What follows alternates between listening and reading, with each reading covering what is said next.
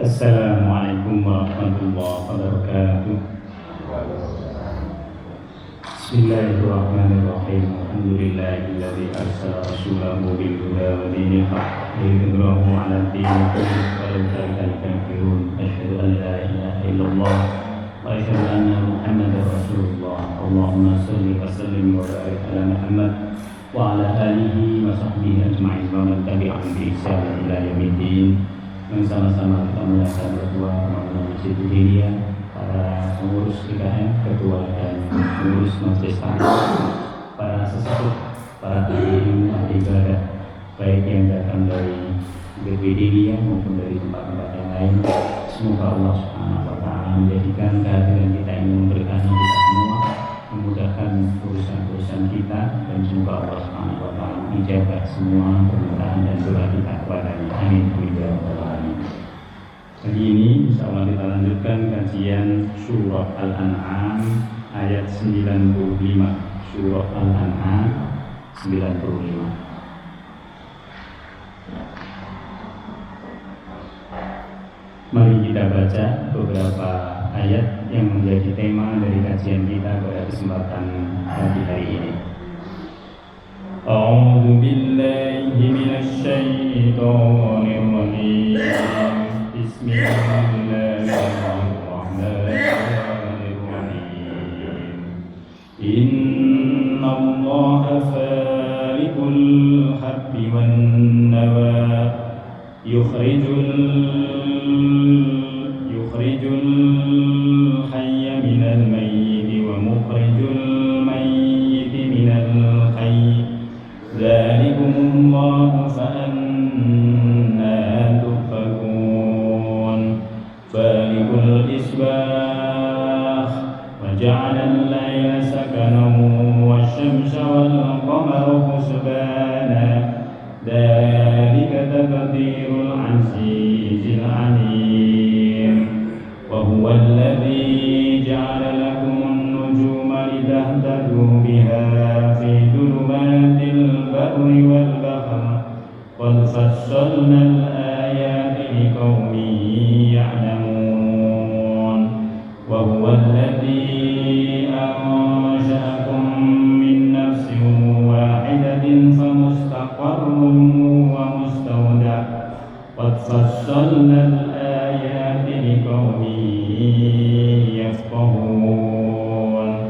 Wa huwa alladzi anzala minas samaa'i ma'an fa akhrajna bihi nabata kulli shay'in fa akhrajna minhu hadiran nukhriju minhu habban mutarakiban wa minan nakhli min طلعها كنوان دانية وجنات من أعناب والزيتون والرمان مشتبها وغير متشابه. انظروا إلى ثمره إذا أثمر وينعه إن في ذلكم لآيات لقوم يؤمنون. وجعلوا لله شركاء الجن وخلقوا له بنين وبنات بغير علم سبحانه وتعالى عما يصفون. بديع السماوات والأرض أنى يكون له ولد ولم تكن له صاحبة وخلق كل شيء وهو بكل شيء عليم. ذلكم الله ربكم لا إله إلا هو خالق كل شيء فاعبدوه وهو على كل شيء وكيل. لا تدركه الأبصار وهو يدرك الأبصار وهو اللطيف الخبير. Sadaqallahul azim. Bismillahirrahmanirrahim. Innallaha, sesungguhnya Allah.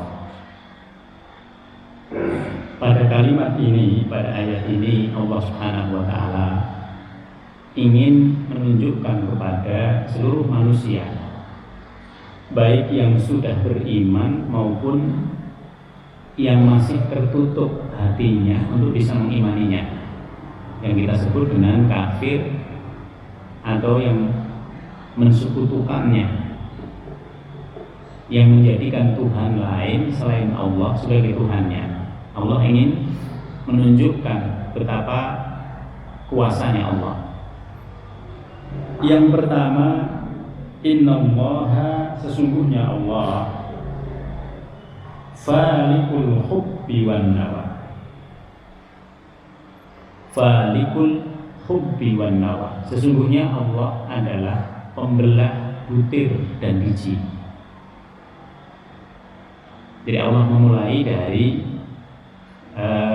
asal mula adanya tumbuh-tumbuhan.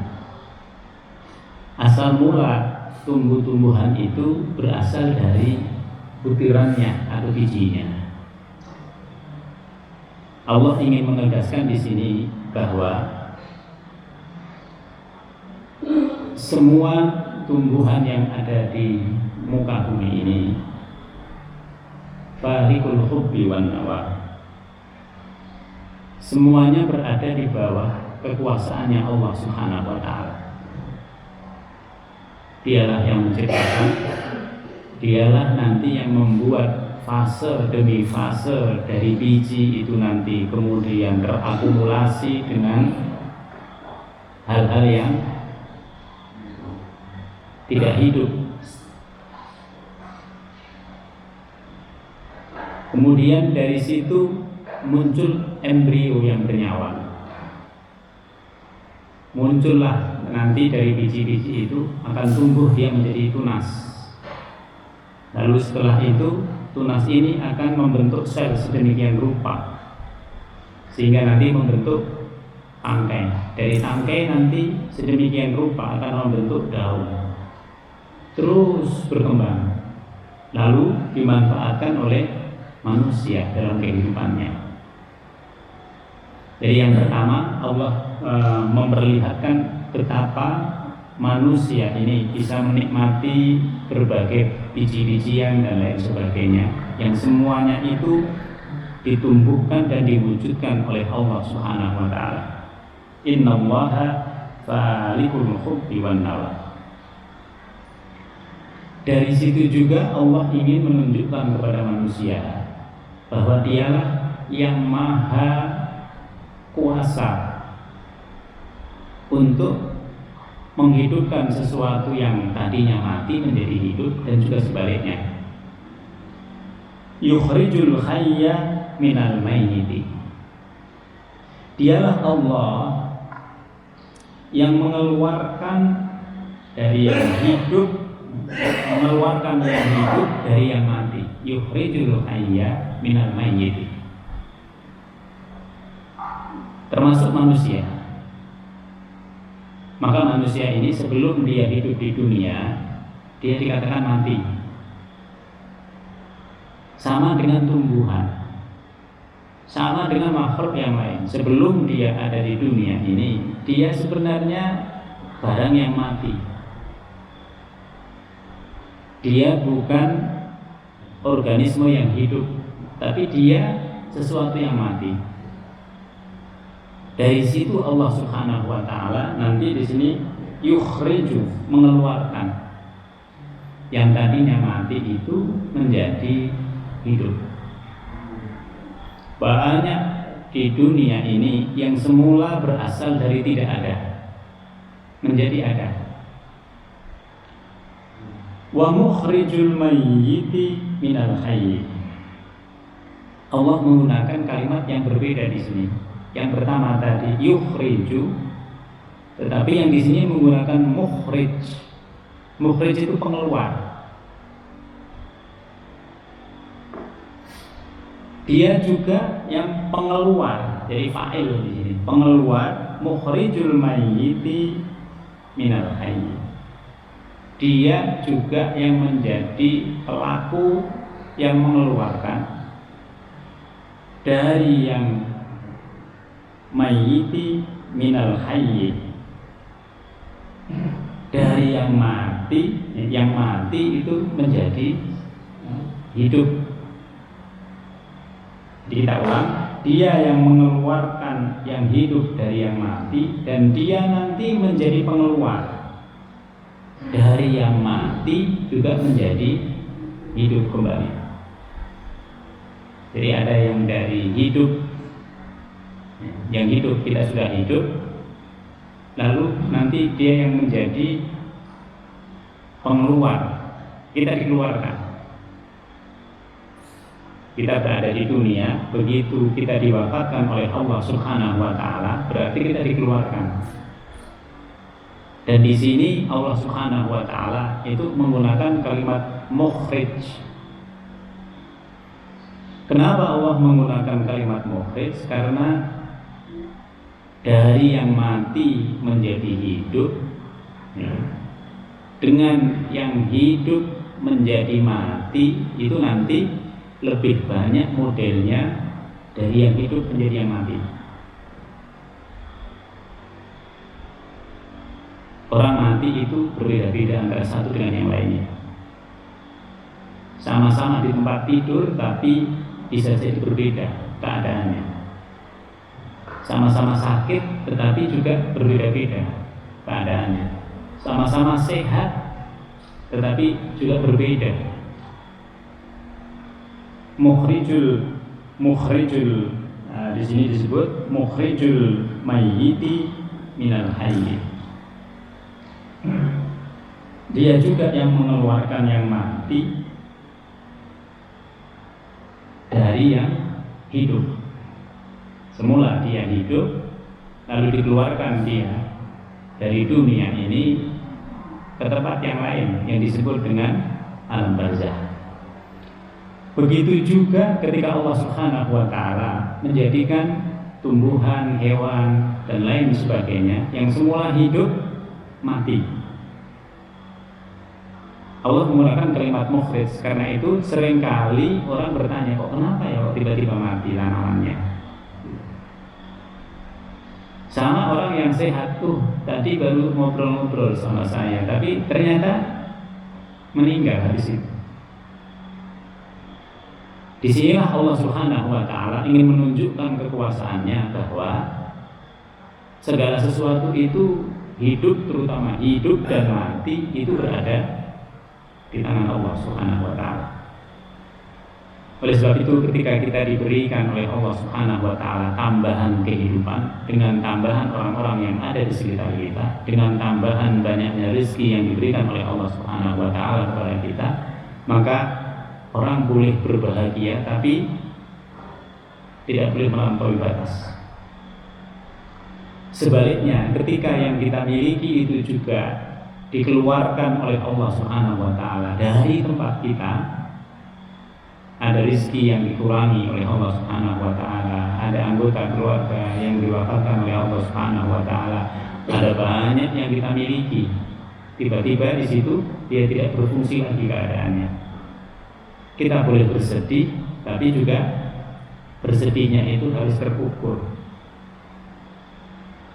Karena orang yang beriman menyadari keadaan ini semuanya itu adalah miliknya Allah Subhanahu wa taala. Masing-masing kita sudah punya ketentuannya. Cuman kita tidak tahu siapa mendahului siapa. Siapa yang dikeluarkan lebih dulu di dunia ini oleh Allah Subhanahu wa taala.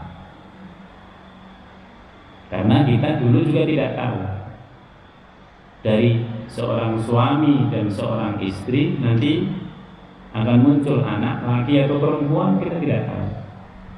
Bahkan kita tidak mengetahui akan kita kasih nama siapa. Oleh sebab itu, pada ayat ini Allah Subhanahu wa taala ingin mengatakan kepada semua manusia bahwa asal muasal kehidupan dan berakhirnya kehidupan itu berada di tangannya Allah Subhanahu wa taala. Dzalikumullahu fa anna tufakun. Dzalikumullah. Demikianlah kekuasaan Allah. Yang dalam kekuasaan itu tidak ada campur tangan pihak lain. Hanya Allah. Kadang Allah Subhanahu wa ta'ala membutuhkan sebab yang bisa diterima oleh akal. Tapi sebenarnya tanpa sebab yang bisa diterima oleh akal sekalipun, Allah itu berkuasa. Maka Allah mengatakan dzalikumullah. Demikianlah betapa kuasanya Allah Subhanahu wa ta'ala. Fa anna tufakun. Lalu karena awal hidup dan akhir dari hidup bukan hanya kita, tapi semua makhluknya Allah itu berada di tangannya Allah. Kenapa masih ada yang berpaling untuk tunduk, untuk patuh, untuk beribadah kepada Allah? Oleh sebab itu konsekuensi daripada kita beriman kepada Allah adalah beribadah. Ketika kita sudah mengimani kepada Allah Subhanahu wa ta'ala, maka semua yang kita punya kita gunakan untuk beribadah kepada Allah. Badan, jiwa, raga kita gunakan untuk beribadah kepada Allah. Anak-anak yang kita miliki kita ajak untuk sama-sama beribadah kepada Allah. Harta yang kita miliki selain yang kita gunakan sebagiannya juga kita letakkan di jalan Allah Subhanahu wa ta'ala. Semuanya, umur kita, kesempatan kita, sehat kita, semuanya, sebagiannya itu digunakan untuk beribadah kepada Allah Subhanahu wa ta'ala. Karena dengan demikian kita tidak berpaling dari Allah. Maka ada dalam kehidupan kita ini sebagian yang kita peruntukkan untuk dunia, tapi kebanyakannya itu kita peruntukkan untuk akhirat. Karena peruntukan untuk akhirat itu akan kembali kepada kita sendiri. Falikul isbah. Allah jugalah yang menyingkap pagi. Dari malam nanti berganti pagi. Allah lah nanti yang menyingkap pagi. Pagi menuju ke siang, kita nggak terasa perubahan dari pagi ke siang, itu nggak terasa. Ini perubahan dari waktu subuh ke waktu pagi nggak terasa. Begitu lembut, begitu detail, sehingga kita tidak terasa. Dari pagi menuju siang kita juga nggak terasa. Allah menggunakan kalimat menyingkap untuk mengatakan kepada kita bahwa perubahan itu terjadi dengan sangat lembut. Sama kalau kita menyingkap sesuatu, pelan-pelan kita lakukan supaya orang yang ada di situ tidak terasa. Maka kita sebut dengan falikul isbah. Allah menyingkap pagi supaya manusia bisa memasuki masa istirahat. Karena sudah sepagi dan sesiang bahkan sesore itu dia beraktivitas untuk Allah Subhanahu wa ta'ala. Falikul isbah, dialah yang menyingkap pagi. Wa ja'alal laila sakana. Dan Allah menjadikan malam itu sebagai tempat yang bagus, yang tepat untuk istirahat bagi tubuh manusia. Makanya zat yang ada pada keadaan malam itu berbeda dengan zat yang ada pada keadaan siang. Unsur-unsur yang ada pada keadaan malam itu berbeda dengan unsur-unsur yang ada pada keadaan siang. Sebagian ulama mengatakan malam dan siang ini bagaikan laki dan perempuan. Dia berpasangan. Yang satu feminis, yang satu maskulinnya. siang digambarkan oleh para ulama sebagai maskulinnya, malamnya itu sebagai feminimnya. Maka kalau kita berada di waktu siang, itu kita seperti orang laki-laki, bersemangat di situ, penuh dengan kekerasan di situ. Sementara begitu kita masuk pada waktu malam, sudah syahdu dia, keadaannya sudah berubah. Semuanya ini dibuat oleh Allah Subhanahu wa taala, supaya manusia bisa memahami kebesaran Allah di baliknya. Kenapa ada siang? Karena kita di situ diberikan kesempatan oleh Allah Subhanahu wa taala untuk berusaha sedemikian rupa memenuhi kebutuhan kita. Kenapa ada malam? Karena ada waktu kita untuk beristirahat. Karena hidup ini tidak seluruhnya untuk bekerja, tapi hidup ini juga tidak seluruhnya untuk beristirahat. Seakan-akan Allah ingin mengatakan bahwa keseimbangan dalam hidup itu menjadi penting. Hidup di dunia penting, tetapi hidup di akhirat lebih penting lagi, karena dia jauh lebih lama dan dia akan bersifat lama-lamanya. Maka pada ayat ini Allah Subhanahu wa taala ingin menggambarkan betapa serasinya Allah Subhanahu wa taala itu menentukan pasangan-pasangan. Maka laki dan perempuan itu jangan dibedakan berdasarkan gendernya, tapi pahami sebagai fungsi yang berbeda. Sama dengan fungsinya malam dan siang. Ketika dua-duanya itu dipadukan, maka menjadi indah. Yang laki bekerja sesuai fungsinya, nanti yang perempuan juga bekerja sesuai fungsinya. Masing-masing akan ketemu, masing-masing akan berada di surganya Allah Subhanahu wa ta'ala dengan ibadah yang mungkin tipologinya bisa berbeda. Kemudian setelah itu Allah Subhanahu wa ta'ala menyatakan wasyamsya wal qamara husban. Yang menjadi sebab adanya malam dan siang adalah matahari dan bulan. Karena itu matahari nanti menjadi sumber kehidupan. Matahari inilah yang merupakan nikmat yang paling besar dari Allah Subhanahu wa ta'ala, karena dialah yang menjadi sumber dari kehidupan manusia. Dialah yang menyinari alam semesta. Dengan adanya matahari nanti kita bisa menghitung adanya hari. Tapi dengan adanya bulan nanti kita bisa menghitung adanya hitungan malamnya, hitungan bulannya.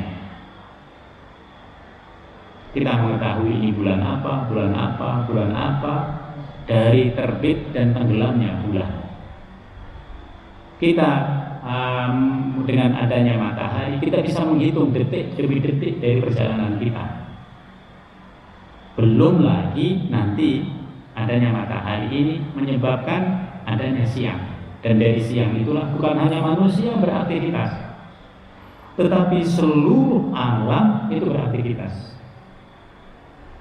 Bapak Ibu bisa perhatikan ini tumbuh-tumbuhan ini, begitu ada matahari dia beraktivitas. Dan perhatikan daun itu adalah tempat yang menampung semua kebutuhan manusia. Di daun dan kemudian buah, disitulah terdapat vitamin.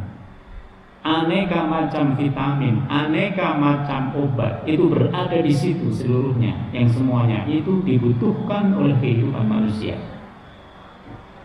Maka daun itu begitu istimewa, dia merubah dari energi matahari menjadi zat-zat yang dibutuhkan oleh manusia. Ada banyak daun yang diciptakan oleh Allah Subhanahu wa ta'ala yang masing-masing nanti memiliki manfaat yang berbeda-beda antara satu dan yang lain, memiliki rasa yang berbeda antara satu yang lain. Bahkan dari daun itulah manusia sebenarnya bisa mengobati penyakit yang diderita ataupun yang ada dalam tubuhnya. Jadi sebenarnya alam ini sudah menyediakan semuanya. Maka kalau manusia tidak menyembah Allah Subhanahu wa taala, masih berpaling yang disembah itu selain Allah, betul-betul kurang ajar. Wasyamsa wal qamara husbana. Husbanan itu dari kalimat hasibah, dari kalimat hisab. Matahari dan bulan itu beredar dengan peredaran yang sempurna, yang sangat teliti. Bapak Ibu bisa perhatikan, sekarang ini musim penghujan. Ini subuh semakin agak siang, zuhur semakin lebih siang lagi, asar juga akan bergerak semakin lebih sore. Hitungannya itu bukan hanya detik, tapi lebih lembut daripada detik. Kita sebelumnya sholat subuh di musim panas kemarin itu jam 4 sudah subuh. Sekarang tidak, sekarang jam 4.30 terus ini akan bergeser. Allah Subhanahu wa taala dengan teliti dan sangat detail menjadikan ini berubah pelan tapi nggak terasa, sama dengan perubahan yang terdapat dalam tubuh kita. Kita ini semakin hari sebenarnya semakin tua. Tapi kalau kita ditanya, Bapak semakin tua ya, nah, kita akan mengatakan, oh Bapak saya masih muda. Nah, nggak merasa bahwa kita ini sudah tua, nggak terasa. Walaupun sudah ada tanda-tanda ketuaan, tapi kita mengatakan kita masih muda. Nah, ini untuk menunjuk betapa perubahan yang terdapat pada diri kita sangat lembut. Dan di dalam perubahan itu sebenarnya ada tanda-tanda kebesaran dari Allah Subhanahu wa taala. Maka kalau ingin merubah sesuatu sebaiknya nggak kelihatan perubahannya. Oh, udah berubah ya ternyata ya. Nah, gitu. Jadi bagaimana orang lain tidak merasa itu berubah, dia menyadari nanti setelah perubahan itu terjadi. Padahal perubahan itu sudah betul-betul terjadi. Karena memang yang kita lakukan itu adalah perubahan yang sangat teliti. Maka di dunia ini lebih membutuhkan evolusi daripada revolusi. Perubahan yang alamiah, perubahan yang sangat lembut, sebagaimana Allah Subhanahu wa taala ini menggerakkan alam ini, menggerakkan matahari, menggerakkan bulan dengan sangat lembutnya. Karena sangat lembutnya ini husbanan, karena sangat telitinya ini, maka semuanya presisi. Tidak ada yang tidak presisi bagi Allah Subhanahu wa taala. Kenapa orang ini meninggal, kenapa dia sakit, kenapa ini harus terjadi di sini hari ini, itu semuanya presisi. Kita aja yang tidak tahu hitungan mengatakan untung saya ada di situ. Nah, untung, Pak Untung selalu disebut. Nah, padahal bagi Allah Subhanahu wa taala semuanya presisi, tidak ada yang tidak presisi. Itulah disebut dengan husbanan. Kenapa hari ini kita berada di sini? Kenapa kita di dekat ini sekarang? Kenapa kita ada ini? Semuanya itu sudah ada hitungannya bagi Allah Subhanahu wa taala. Maka ketika terjadi sesuatu, kembalikanlah kepada Allah Subhanahu wa taala. Dzalika taqdirul azizil alim. Semuanya itu adalah takdir. Apa itu takdir? Takdir itu sesuatu yang sudah diatur dengan detail oleh Allah Subhanahu wa taala. Jadi kita sering mengatakan untung suami saya itu, untung anak saya itu begini, untung gitu. Padahal semuanya sudah dihitung dengan detail, dengan teliti oleh Allah Subhanahu wa taala. Beda takdir, beda juga nanti nasibnya. Seandainya saya dengan ini nanti gimana ya? Beda lagi ceritanya. Gitu. Seandainya begini bagaimana ya? Beda lagi ceritanya. Di sini ini yang disebut dengan dzalika takdir. Itu adalah ketentuan yang sudah detail Dari siapa? Al-Aziz, zat yang maha perkasa, yang nggak ada yang bisa mempengaruhinya jika dia sudah menentukan sesuatu. Tapi banyaknya dalam kehidupan ini Allah memberikan manusia untuk ikut serta di dalamnya. Kenapa ini begini? Nah, karena manusianya begini. Kenapa ini begini? Karena manusianya begini. Kenapa ini begini? Karena jadi takdir yang telah ditetapkan oleh Allah Subhanahu wa taala itu tidak lepas juga dari yang dilakukan oleh manusia. Karena itu jangan sering menyalahkan diri kita atau orang lain. Udah jalanin aja, semuanya sudah berjalan sesuai dengan ketentuan dari Allah Subhanahu wa taala. Dzalika takdirul aziz. Kalau Allah sudah menyebutkan Al-Aziz, itu yang maha perkasa, yang ketentuannya itu tidak ada sedikit pun orang yang bisa masuk di dalamnya. Tetapi banyaknya dari ketentuan Allah itu menunggu apa yang dilakukan oleh manusia. Kita begini, ada begini. Contoh yang paling mudah, kita hari ini Bu mau makan ikan, ada pengaruhnya di badan kita. Kita hari ini minum khamr, ada pengaruhnya di badan kita. Kenapa orang yang sudah biasa minum tidak merasa bahwa itu berpengaruh di badan kita? Ya, badannya itu sudah kebal, sudah menyesuaikan. Badan kita itu sangat canggih, sehingga yang masuk di dalam tubuh kita ini aslinya semuanya presisi, semuanya berpengaruh. Engkau masukkan yang baik, hasilnya baik. Engkau masukkan sesuatu yang buruk, hasilnya juga buruk. Tetapi hebatnya badan, dia punya kemampuan untuk mengadaptasi, kemampuan untuk menolak. Maka sebenarnya sakit yang kecil-kecil, batuk, pilek, kemudian flu segala macam, itu sebenarnya reaksi badan. Tapi itu kalau dibiarkan, bisa bahaya ya.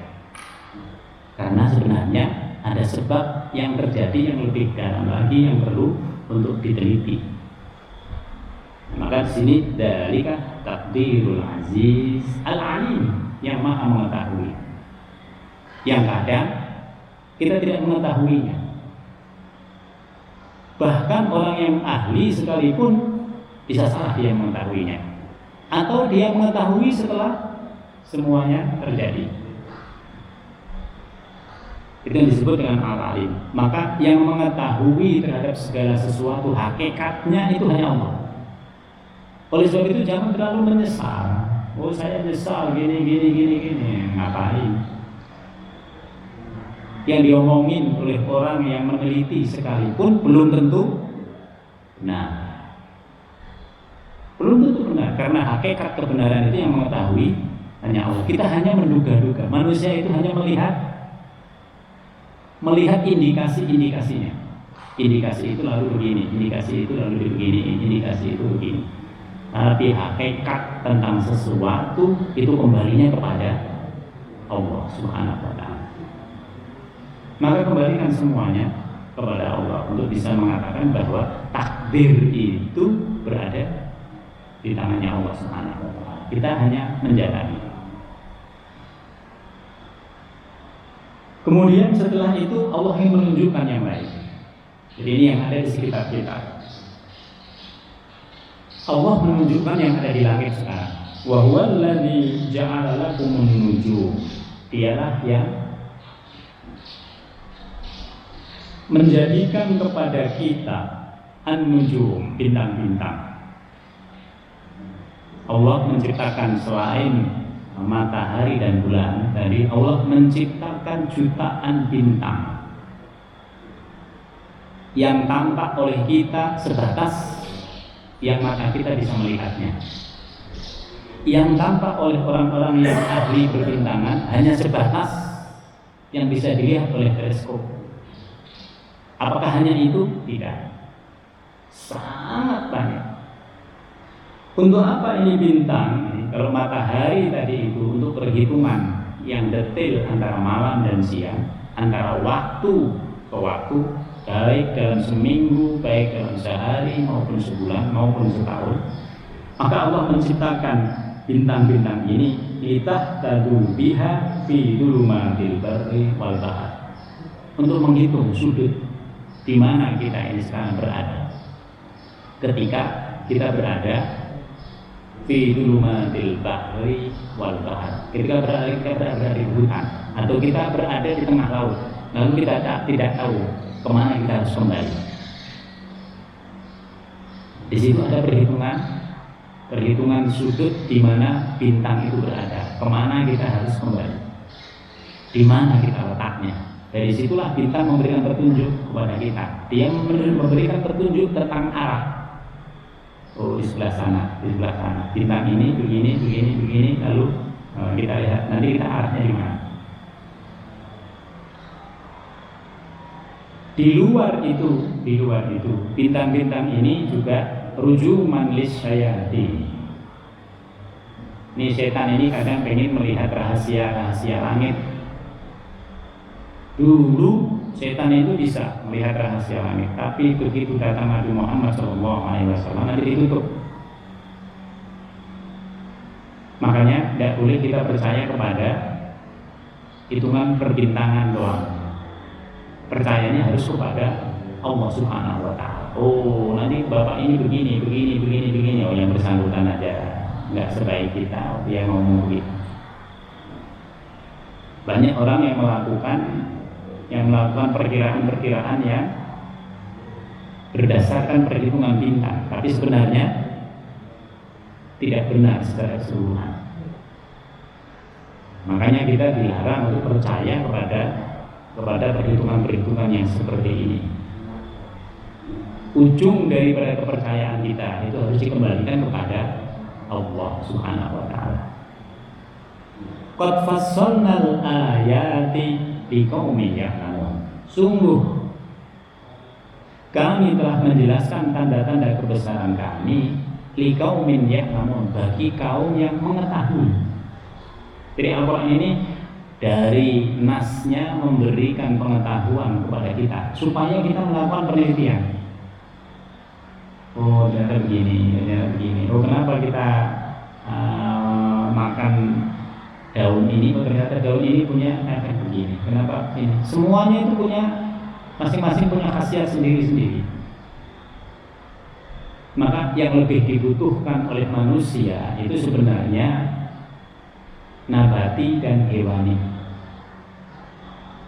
Nabati dan hewani itu dibutuhkan oleh tubuh kita. Hebatnya ketika kita konsumsi nanti bisa berubah, ya, bisa menguatkan apa yang ada di dalam tubuh kita. Padahal itu adalah yang tersimpan di dalam daun-daunnya dari tumbuhan-tumbuhan yang ada di sekitar kita. Jadi badan kita ini ternyata sudah menyatu dengan alam. Oleh sebab itu orang-orang dahulu itu lebih sehat daripada orang sekarang. Kenapa? Karena dia kembali ke alam. Dia menikmati alam itu apa adanya. Nah, sekarang ini berbeda dengan anak-anak kita. Semuanya serba keluar dari alam, sehingga banyak sekali penyakit yang bermacam-macam itu yang terjadi pada generasi-generasi Gen Z sekarang.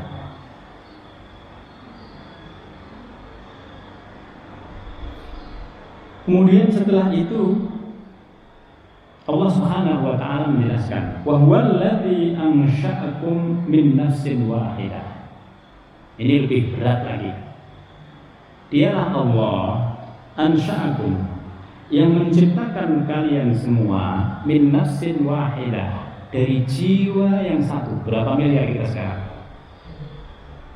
Aslinya itu dari jiwa yang satu, Nabi Adam alaihissalam. Dari Adam nanti Allah menurunkan Hawa.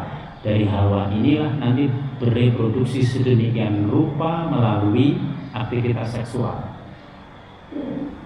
Karena itu seksualitas itu hanya dibolehkan oleh Allah Subhanahu wa Ta'ala melalui cara yang halal. Supaya apa? Supaya pertumbuhan manusia itu juga baik. Min nafsin wahidah, dari jiwa yang satu. famustaqarrun wa mustauda. Dari jiwa yang satu itu nanti disebut oleh Allah Subhanahu wa taala famustaqarrun,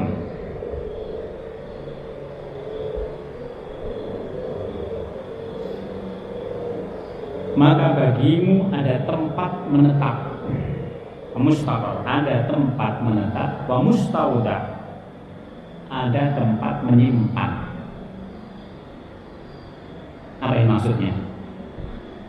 Maksudnya dalam proses reproduksi manusia itu ada sebagian ulama tafsir yang mengatakan yang disebut dengan mustaqar, tempat yang menetap, itu adalah tempat di mana air mani itu berada di tubuhnya seorang pria. Wa mustaqarrun wa mustauda, sementara tempat menyimpannya ada di mana? Di rahim daripada kaum perempuan. Ada mustaqar, ada mustauda. Ini dari semua tubuh kita ini nanti intisarinya dari kehidupan itu berada di situ. Makanya kalau yang dimakan oleh manusia itu baik, hasilnya baik ya. Keturunannya juga baik. Tapi kalau yang dikonsumsi oleh manusia itu yang tidak halal, dia juga berpengaruh. Sangat berpengaruh. Maka genetika itu pengaruhnya sangat luar biasa. Gen itu pengaruhnya sangat luar biasa. Kadang kita nggak tahu apa-apa atau kenapa ya kita begini, karena memang di atasnya itu ada. Ada yang mengatakan bahwa mustaqar itu, mustaqar, tempat yang menetap itu adalah di bumi ini. Kita akan setelah lahir itu akan berada di bumi ini. Sekarang ini tempat menetap kita di mana? KTP itu di mana? Oh, saya di Bikini, saya di Alamanda, saya di Bukit Cempaka, saya di Cigugu, itu tempat mustaqar. Lalu mustaudanya di mana? Tempat kita nanti disimpan di mana? Itu di TPU belakang. Kita akan disimpan oleh Allah Subhanahu wa taala di situ sampai kita nanti dihidupkan kembali oleh Allah Subhanahu wa taala.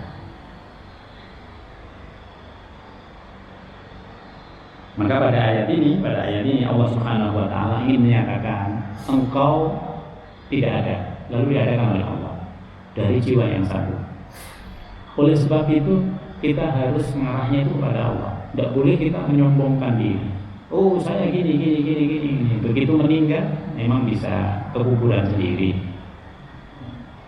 Tidak ada kita ini yang meninggal ke kuburan sendiri, tidak ada.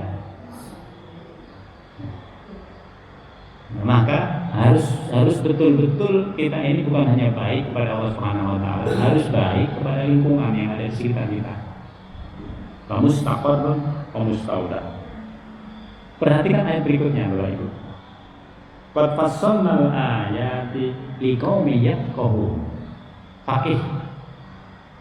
Kami memerinci hal yang seperti ini liqaumin, bagi kaum yafqahun. Sama-sama mengetahui dengan yang pertama, liqaumi ya'lamun. Tapi yang ini jauh lebih detail. Orang tidak akan bisa mengetahui asal kehidupan dia kalau dia tidak membaca secara detail, kalau tidak membaca secara kritis.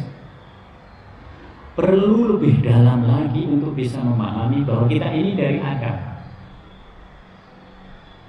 Bahwa di dalam tubuh kita ini sudah bercampur sedemikian banyak gen. Bahwa genetika orang-orang yang mendahului kita itu mempengaruhi kita. Tidak bisa manusia itu berdiri sendiri. Makanya orang juga tidak bisa mengatakan saya begini karena usaha saya. Tidak. Itu sudah orang dulu itu sudah berusaha sedemikian rupa supaya kita menjadi lebih baik kehidupannya. Orang dulu itu sudah menyiapkan sedemikian rupa, sudah mendoakan kita bahkan. Maka ada orang yang begitu dia hidup nanti dia menerima tinggalan-tinggalan dari pendahulunya. Ada yang tidak. Berbeda-beda antara satu dengan yang lainnya. Tetapi bahwa kita tidak bisa berdiri sendiri, ya. Kita terkait dengan yang lain-lain. Bahkan kita juga terkait dengan alam ini. Wa huwa alladzi anzala minas samaa'i maa'a. Yang lain lagi. Jadi ini lebih sulit lagi tadi kalau berkaitan dengan manusia. Bahkan manusia itu sampai sekarang ilmu apapun itu tidak bisa untuk mencukupi membicarakan tentang manusia, membicarakan tentang alam semesta segala macamnya. Orang bisa lebih mudah, tapi berbicara tentang manusia itu makhluk yang sangat unik, sangat complicated. Dia lebih complicated daripada yang lain. Maka ilmu tentang kemanusiaan itu banyak sekali. Wa wallazi anzala minas samaa'i maa'a. Dia Allah yang menurunkan air dari langit. Air sumber yang utama dalam kehidupan manusia itu diturunkan oleh Allah dari langit. Minas samaa'i maa'a. Fa akhrajna bihi nabata kulli syai'in. Lalu dari air itu Allah menghidupkan tumbuhan yang mungkin tidak pernah kita lihat sebelumnya. Bapak Ibu bisa perhatikan, itu di Timur Tengah sepanjang negara itu, dari Palestina sampai Arab itu kalau Bapak Ibu lihat di padang saharanya tidak ada tumbuhan, kecuali pohon-pohon tertentu yang ada di situ. Coba itu diturunkan hujan terus sebulan, Bapak Ibu bisa lihat apa yang tumbuh di situ. Jadi ternyata di bawah bumi ini ada barang-barang, tumbuhan-tumbuhan, mikroorganisme yang dia selama ini memang tidak kelihatan tumbuh oleh kita. Tapi begitu diturunkan air hujan, maka dia akan muncul ke permukaan. Fa akhadna bihi nabata kulli syai'. Saking banyaknya bentuk daripada tumbuhan itu, kita nggak mengenalnya lagi. Kullu syai'. Fa akhrajna minhu hadiran. Dari tumbuh-tumbuhan itu nanti akan keluar darinya tanaman yang menghijau. Tanaman yang menghijau. Yang hijaunya daunnya itu menunjukkan betapa di dalamnya itu terdapat zat yang dibutuhkan oleh manusia. Nukhriju minhu, kami keluarkan darinya habban mutaraqibah, butir yang saling bertumpuk, nanti memunculkan buah ya. Nanti ada yang tidak dalam bentuk buah, tapi dia hanya butir-butiran saja. Jadi butir-butiran itu bukan hanya satu lagi.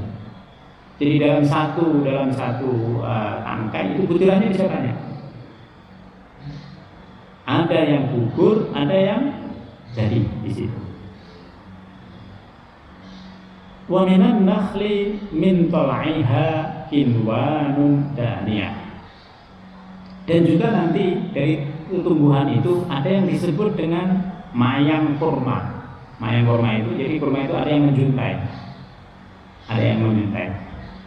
Mayang kurma mengurai tangkai-tangkai yang menjulat. Jadi itu bisa dimanfaatkan oleh orang. Mayang-mayangnya itu, dari mayang-mayang itulah nanti tumbuh buah-buahannya. Kalau Ibu bisa perhatikan, satu pohon itu tidak satu buah. Satu buah tidak satu biji, ya. Bisa perhatikan di situ. Ini untuk menunjuk kepada kita bahwa kebaikan yang dilakukan oleh seseorang di dunia itu bisa berlipat ganda nanti di akhirat. Karena itu yang penting dalam perbuatan adalah ikhlas. Kita tidak tahu dari satu perbuatan ini akan menjadi berapa. Itu hanya Allah Subhanahu wa Ta'ala untuk melipat gandakannya. Seandainya perbuatan baik kita itu semua dihitung satu, kita nggak ada yang masuk surga. Karena tidak cukup. Waktu yang kita gunakan hidup ini ternyata masih lebih banyak rahmatnya Allah dibandingkan ibadah kita kepadanya. Maka kurang bagaimana? Allah itu kurang bagaimana? Coba. Kok manusia masih tidak menyembah Allah? Wa jannatin min a'nab wa zaitun wa rumman, dan kebun-kebun anggur. Allah menyebut ini 4 saja untuk memberikan perwakilan dari buah-buah yang lain, yaitu kurma, lalu anggur, lalu zaitun, lalu delima. Ini 4-4-nya berbeda.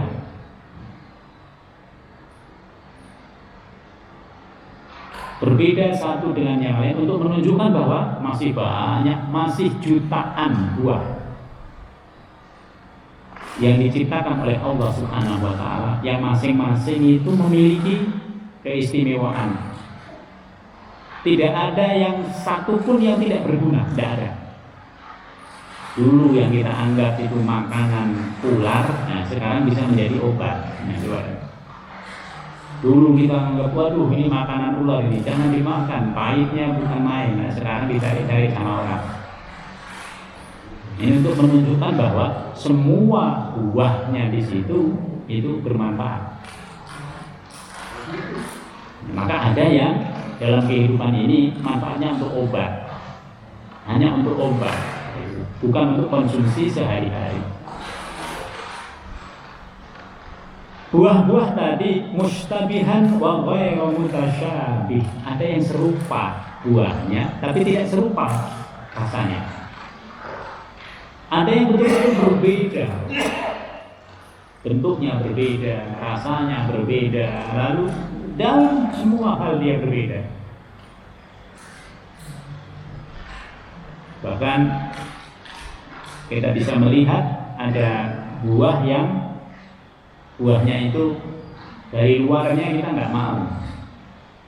Aduh, buahnya keras, banyak sekali duri-durinya. Tapi ternyata begitu dibuka orang rebutan dalamnya. Ini untuk menunjuk kepada kita betapa hebatnya Allah Subhanahu wa Ta'ala di dalam menyimpan buah itu pada masing-masing kelopak yang terdapat di dalamnya. Unduru ila tamarihi ida asmar. Perhatikan buahnya di waktu pohonnya itu berbuah. Itu ya Allah, enggak ada berhentinya kita bersyukur kepada Allah kalau kita mau memperhatikan buah-buah itu. Unduru ila tamarihi ida asmar.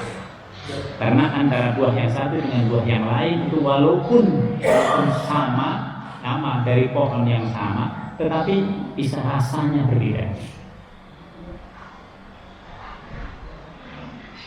Kenapa rasanya bisa berbeda? Ini tergantung dari bagaimana pohon ini tadi melakukan. Jadi pohon itu daun itu seperti pabrik. Dialah yang menjadikan buahnya di situ menjadi berbeda warna.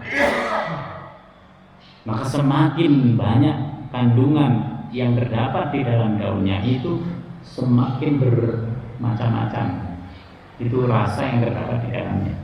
Manis tidak manis sepenuhnya gitu. Ada kadang manis campur dengan pahit, ada manis campur dengan asam, ada manisnya itu berbeda. Nah, itu. Bahkan dalam satu buah pun itu nanti kematangannya berbeda antara satu dengan yang lainnya. Inna fi dzalikum la ayatin liqaumin yu'minun. Yang seperti itu terdapat tanda-tanda bagi kaum yang beriman. Jadi bagi orang yang beriman, orang yang beriman itu gampang. Gampang apa? Gampang untuk bisa mempercayai apa yang ada dalam Al-Quran. Oh ya Allah, ini nggak usah dia meneliti, dia percaya. Tapi kalau orang yang kafir, dia harus meneliti dulu. Sudah diteliti pun belum tentu percaya. Ini untuk menunjukkan kepada kita bahwa hidayah itu memang haknya Allah Subhanahu wa taala. Kalau orang sudah dapat hidayah, dikasih tahu begini-begini, ya Allah, banyak banget itu. Jadi syukur kita kepada Allah itu masih belum ada apa-apanya. Walaupun Bapak Ibu sudah menyerahkan semua kenikmatan separuhnya itu kepada Allah, masih belum ada apa-apanya. Seandainya kita serahkan semua harta kita kepada Allah, itu sebenarnya masih belum cukup juga dibanding yang diberikan oleh Allah kepada kita. Padahal kita menyerahkan harta kita itu berapa? Tidak ada sepertiganya. Kita mau bangun tower, kita mau bangun tower 180 juta, 180 juta ya. Tower ini kalau bisa 1 bulan ke depan sebelum 45 hari sebelum Ramadan itu sudah selesai. Coba kalau tower ini kita gunakan harta kita seluruhnya, berapa ya, hitung harta di sini. Ibu-ibu, bapak-bapaknya berapa hartanya? Letakkan harta itu di tower itu semuanya. Kira-kira 180 itu satu orang aja udah terhitung. Bisa jadi. Tetapi kan tidak seperti itu, karena kita memang banyak kebutuhan-kebutuhan yang lainnya. Tetapi ini untuk melihat bahwa bagaimana kita ingin mengatakan bahwa syukur kepada Allah itu sudah banyak, sementara dalam banyak hal ini kita masih menghitung-hitung. Jadi kita selalu lebih banyak menghitungnya, sementara yang diberikan oleh Allah kepada kita itu sudah tidak terhitung. Kita pakai ukuran, sementara Allah itu sudah melampaui dari ukuran. Maka kita ingin membangun tower ini dalam rangka apa? Untuk menunjukkan tanda-tanda kebesaran Allah Subhanahu wa taala. Kita akan bikin 2 tower di depan, di atas ini. Masing-masing tower itu 80 juta. Dan sudah ada muksinin kita itu kurang lebih 58 juta. Masih kurang 2 juta lagi. Masih kurang banyak, masih separuh lebih kurangnya. Nah, kita lihat nanti sampai 1 bulan ke depan, apakah ini bisa dicukupi oleh orang Nigeria. Ini untuk menunjuk kepada kita bahwa begitu banyak kenikmatan yang diberikan oleh Allah Subhanahu wa taala kepada kita, tapi kita memang tidak sangat berhitung ketika mengembalikan kenikmatan itu kepada Allah Subhanahu wa taala. Wa ja'alu lillahi syuraka. Dan orang-orang musyrik itu menjadikan jin itu sebagai sekutunya Allah. Dia menganggap jin itu juga bisa bekerja sama dengan Allah. Wa ja'alu lillahi syuraka al-jin. Padahal wa khalaqahu. Padahal jin itu yang menciptakan juga Allah Subhanahu wa taala. Padahal jin itu yang menciptakan juga Allah Subhanahu wa taala. Wa kharaqu lahum banina wa banatin bi ghairi ilm. Kharaqu itu kebalikan dari ja'ala. Dia membolak-balikkan keadaan. Wa kharaqu lahum. Dia membolak-balikkan keadaan, dia membolak-balikkan fakta, dia berbohong dengan mengatakan bahwa Allah itu punya anak laki-laki dan anak perempuan. Itu dari setan, dari jin yang dibisikkan kepada orang-orang musyrik. Anak lakinya siapa? Anak lakinya Uzair dan Isa. Anak perempuannya siapa? Malaikat-malaikat itu dianggap perempuan. Maka itu perhatikan, dalam agama yang berbeda, malaikat itu dianggap cantik, gitu, ya kan? Malaikat itu dianggap feminim dia. Nah, itu salah. Tidak seperti itu. Ini untuk mengatakan kepada kita bahwa itu sampai sekarang pemahaman yang salah itu masih ada. Mereka mereka mengatakan bahwa Allah itu punya anak laki dan perempuan tanpa dasar. Oleh sebab itu kalau ada berita, apapun beritanya, hati-hati, jangan langsung di-share, jangan langsung. Apalagi sekarang ini, Jadi orang berbuat buruk itu bermacam-macam cara. Orang mau mempengaruhi kita itu bermacam-macam caranya. Maka setiap ada kalimat yang berkaitan dengan Allah itu dianggap punya anak, langsung ada kalimat tanzih. Kalimat tanzih itu kalimat yang membersihkan itu. Subhanahu wa ta'ala amma yasifun. Maha suci Allah dan maha tinggi Allah dari sifat-sifat yang mereka sandangkan, yang mereka sangkakan. Itu prasangka. Maka nanti orang yang paling berat berhadapan dengan Allah adalah orang yang menganggap bahwa ada Tuhan selain Allah. Dicari, nggak ada buktinya. Ternyata jinnya itu adalah juga ciptaan dari Allah.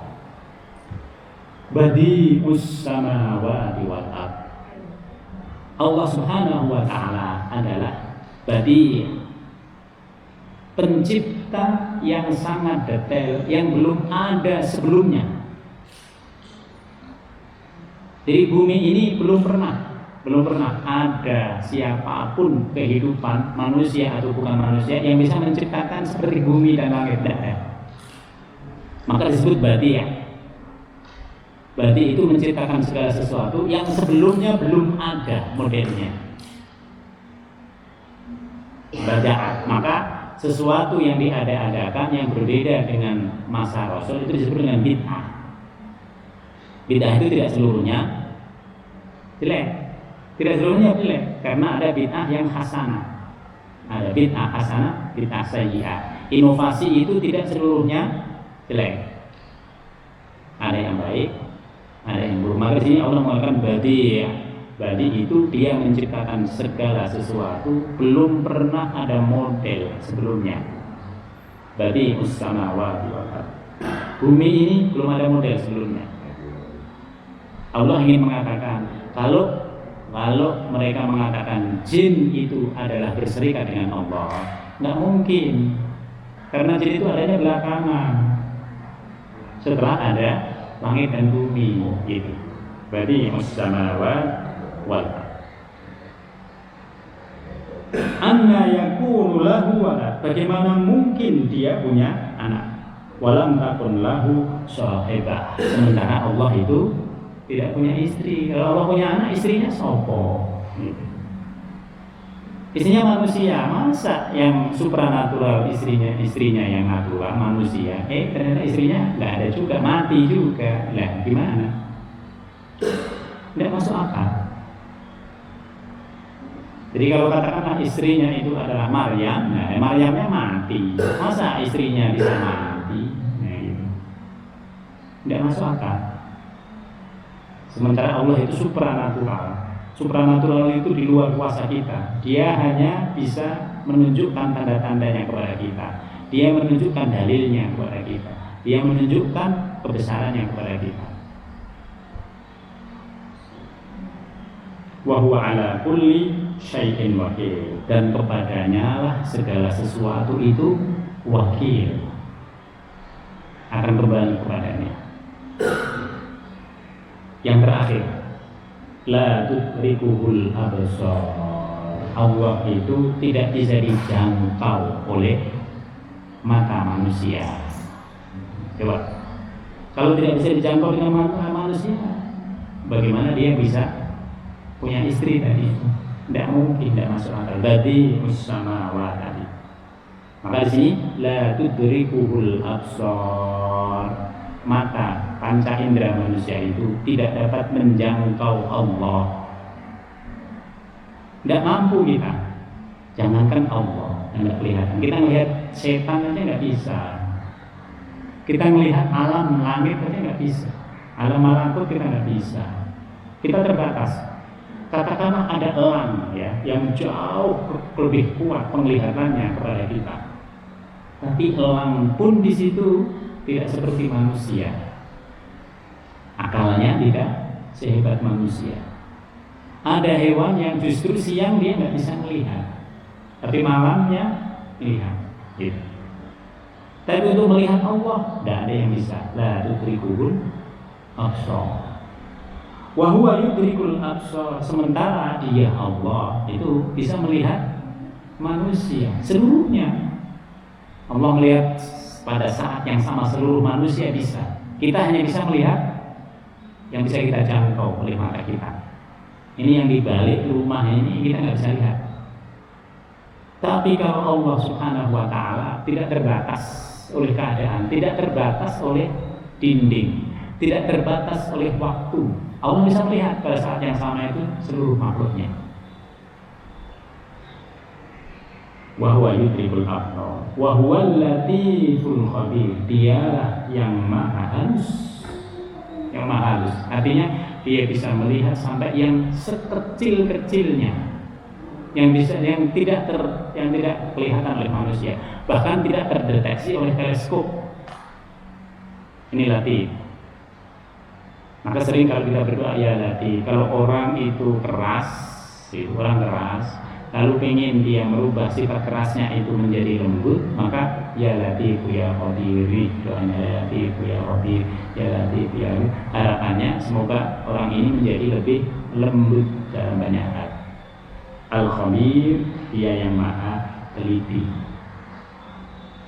Kesimpulan yang bisa kita ambil Bapak Ibu sekalian, pada ayat-ayat ini kurang lebih sekitar 9 atau 10 ayat ini, Allah Subhanahu wa Ta'ala menegaskan kepada kita keagungannya, kemahakuasaannya. Maka itu semua yang kita miliki memang harus kita gunakan dalam rangka untuk mengabdi beribadah kepada Allah Subhanahu wa Ta'ala. Bahkan semua kita gunakan pun sebenarnya masih belum sebanding dengan banyaknya kenikmatan yang diberikan oleh Allah Subhanahu wa Ta'ala. Maka dikatakan dalam hadis Nabi, setiap orang mukmin itu bakal nyesel walaupun dia sudah baik. Kenapa masih menyesal walaupun dia sudah baik? Karena dia tidak bisa memaksimalkan apa yang harusnya bisa maksimal dulu di dunia. Lah kalau orang baik ada nyesel, bagaimana orang yang buruk, nggak banyak amalnya? Oh, dia lebih nyesel lagi. Dia bahkan pengen hidup sekali lagi. Tetapi itu tidak mungkin bagi Allah Subhanahu wa Ta'ala. Demikian Bapak Ibu sekalian, semoga kita bisa semakin lebih mendekat kepada Allah Subhanahu wa Ta'ala dengan seluruh yang kita miliki, baik dengan jiwa kita, raga kita, harta kita, dengan umur kita, dengan kesempatan kita, dengan semuanya. Karena beribadah kepada Allah itu memang harus menggunakan semua yang telah dianugerahkan oleh Allah Subhanahu wa Ta'ala kepada kita semua. Mari kita duduk dengan bacaan doa. Bismillahirrahmanirrahim. Alhamdulillahirabbil alamin. Hamdan na'imin, hamdan syakirin, hamdan yuafi ni'amahu wa yukafi mazidah. Ya Rabbana lakal hamdu kama yanbaghi li jalalika karim wa sultani. Allahumma barik lana fi majlisina hadza wa barik lana fi usratina wa barik lana fi dzurriyyatina wa barik lana fi ulumina. Rabbana innaka afuwwun karim tuhibbul afwa fa'fu 'anna. Allahumma ij'al jam'ana hadza jam'an mubarakan marhuma wa tafarraqana min ba'dihi tafarruqan ihsanan ma'suma. Subhanakallahumma wa bihamdika nasyhadu an la ilaha illa anta nastaghfiruka wa natubu ilaik. Subhana rabbika rabbil izzati amma yasifun wa salamun alal mursalin walhamdulillahi rabbil alamin. Demikian, jika ada kekurangannya semua dari kami mohon maaf. Assalamualaikum warahmatullahi wabarakatuh.